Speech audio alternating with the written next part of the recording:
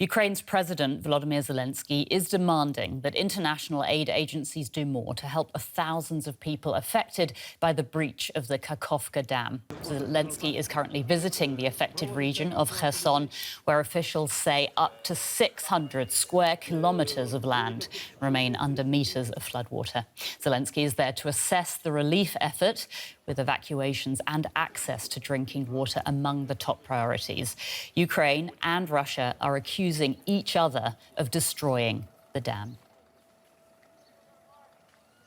Let's go straight to DW correspondent Sonia Phalnikar, who is in the flooded region of Kherson. Hi there, Sonia. We know Ukraine's president is in the region this morning. Can you tell us more about his visit?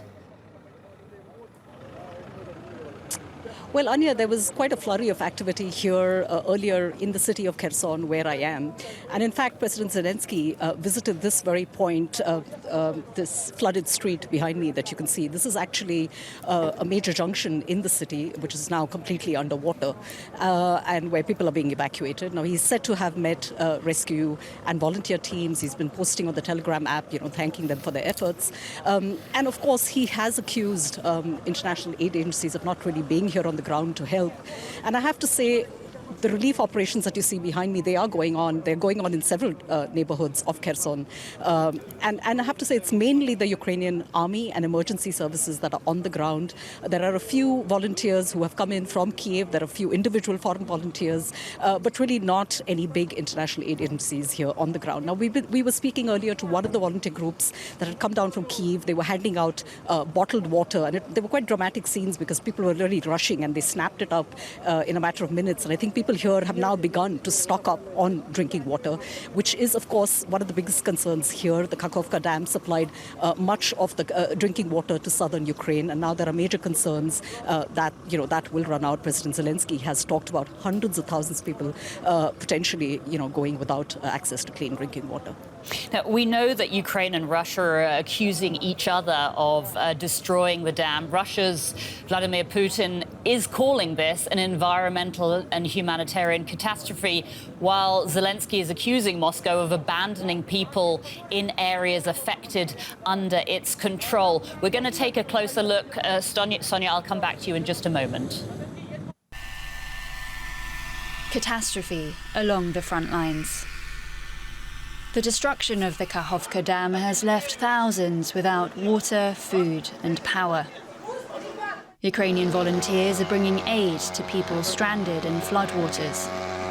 But these rescue efforts are limited to the Ukrainian-controlled region. The Dnipro River in southern Ukraine divides the Russian and Ukrainian-controlled territories. Ukraine's president accuses Russia of abandoning people in the areas it controls.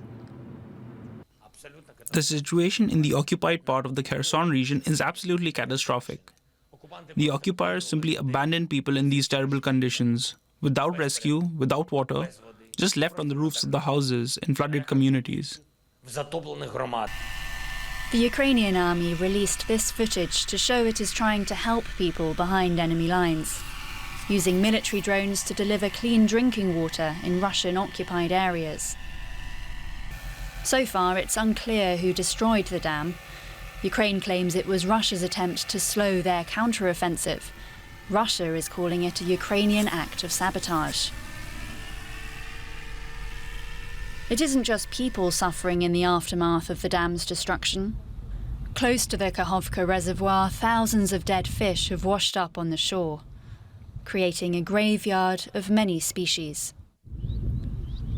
Environmentalists say some of them may never recover.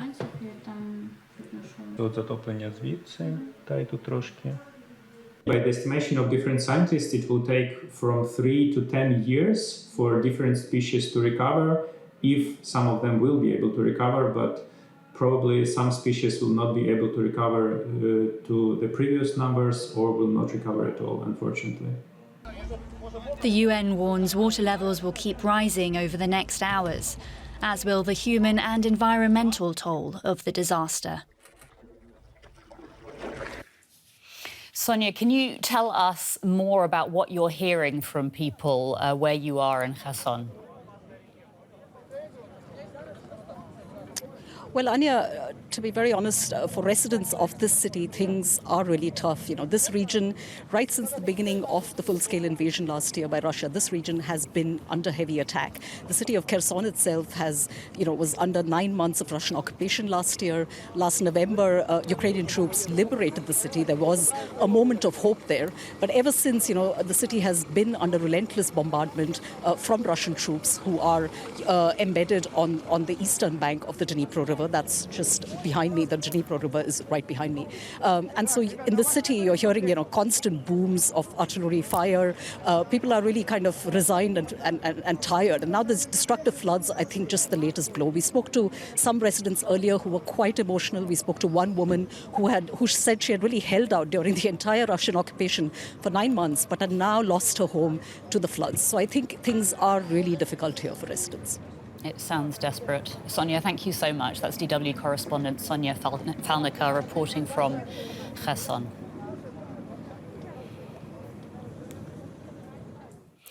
And to take an even closer look at the current rescue operations in the flooded region, we're joined now by Chris Paluski, the Ukraine Crisis Response Director at World Vision International. Welcome to DW, Chris. Thank you for your time.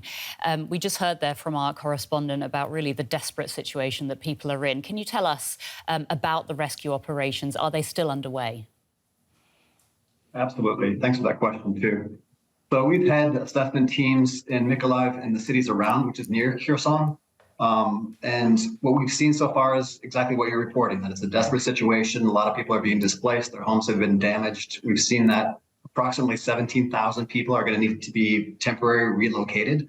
But it's interesting, the same thing, too. They're not wanting to go far. These people are wanting to go for a short period of time, and then they're wanting to go back to their homes if at all possible. But it is a desperate situation right now.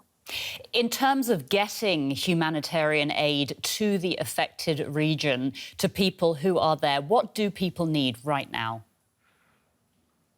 They need the basics. So right now we're looking at provision of food items. So it could be macaroni, canned fish, real basic food. Also water. You've heard the water contamination has continued to go on. And also we're providing mattresses, bedding. So the real life-saving basic things that people need just to go on.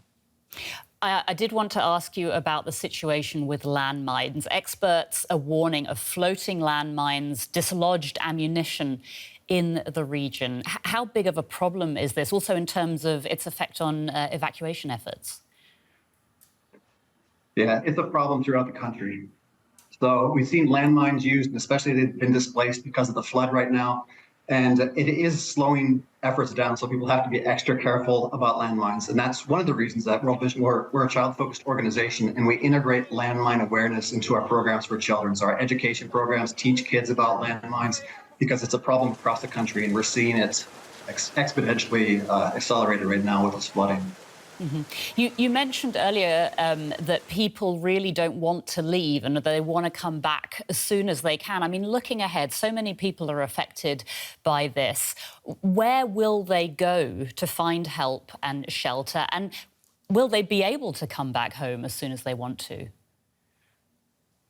So many people are going to the surrounding cities. So like we have a base in Mykolaiv. And many people are going to Mykolaiv. They're going to government shelters. We're working closely with UN OCHA, which is the coordination body for non-governmental organizations, along with the government. So people can go to these centers, stay there as long as they need to. And then if they're able to, they can go back to their homes, clean things up, if that works out. All right. Chris Paluski from World Vision International, thank you so much for your time today. Thank you.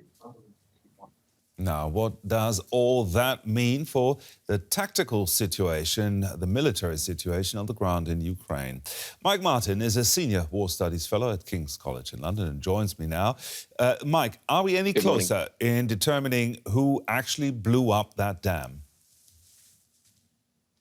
I'm 90% certain it was the Russian forces. They were in control of that dam. We know from about 2 months ago that they'd wired it with explosives, which is fairly normal in military terms, because if the Ukrainians use the dam and the road across it to assault across, that's fairly normal. I find it very, very unlikely that the Ukrainians would be doing that to their own infrastructure. Now, Russian troops have fortified their positions in that region in anticipation of the Ukrainian offensive. They dug trenches, set up traps and laid mines. How are these fortifications affected? Well, actually, I think the Russians were intending a much smaller dam burst than actually what happened. And the reason for that is because all these defences that you talk about, minefields, trenches, troop positions, equipment pre-positioned, a lot of that's been washed away. And so there's lots of videos of Russians climbing to the tops of trees and equipment and stores being abandoned and left. So it's actually turned into a bit of a disaster for the Russian troops on the ground. This is on the south bank of the River Dnieper as well. They've had to pull back and re-establish new positions out of the floodwater. Now, there are concerns that dislodged landmines may be floating around, bobbing in the water. Is that concern justified? Absolutely. And again, this is fairly common if you have heavy rain or flash floods, either anti-personnel mines, which are quite small and very, very light, just a few grams, or anti-tank mines that might be 5 kilograms. They are being picked up and moved. So when you lay a minefield, you know where it is. But now what we're seeing is the mines moving across the landscape. Sometimes they hit something and detonate, but often they just stop where the floodwaters stop. And when the floodwaters recede, it almost lays a new minefield in an area that no one knows where it is. It's very, very dangerous. Now, Kyiv said its troops had advanced more than a kilometre in Bakhmut, which is an unusually explicit claim. What do you make of that?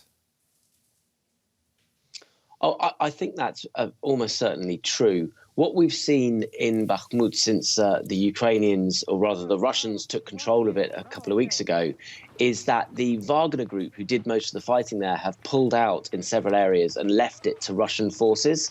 And the Russian forces, Russian, standard army military forces, haven't been able to hold the ground that Wagner took. And so Ukraine has been able to, particularly on the flank, so they're not pushing into the city, but they're pushing around it. They've been able to make some quite decent gains on the flanks of Bakhmut. The military analyst Mike Martin there. Thank you very much, Mike. Thank you.